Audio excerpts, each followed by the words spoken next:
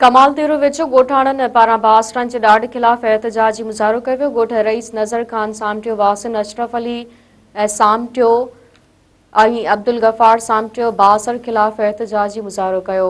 उन मौक़े ते उन्हनि इल्ज़ाम हणंदे चयो त संदन चाचे प्राइमरी उस्ताद साबिर सामटियो जेको 2006 में फौत थी वियो हो ऐं गैर शादीशुदा हो, तंहिंजे नाले ते गैर क़ानूनी तौरु पेंशन वरिती पई वञे। हिननि इल्ज़ाम हणंदे चयो त बासर अकबर अली सामटियो पंहिंजी घरवारी हसीना सामटियो जे नाले ते मरहूम उस्ताद साबिर सामटियो जी पेंशन खणी रहियो आहे, जॾहिं त बासर शख़्स हथियारबंद माण्हुनि खे संदन ज़मीननि ते विहारे ज़मीन ते कब्ज़ो करण जी पिण कोशिश करे रहियो आहे।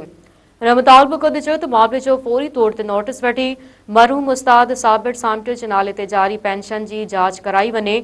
जेकॾहिं का बि बेज़ाब्तगी साबित थिए त उन खे बंदि कयो वञे। हिननि DID शहीद बिन नसराबाद ऐं SSP नुसरत फिरोज़ खे अपील कई आहे त मामले जी शफ़ाफ़ जांच कराए खेनि इंसाफ़ फ़राहम कयो वञे।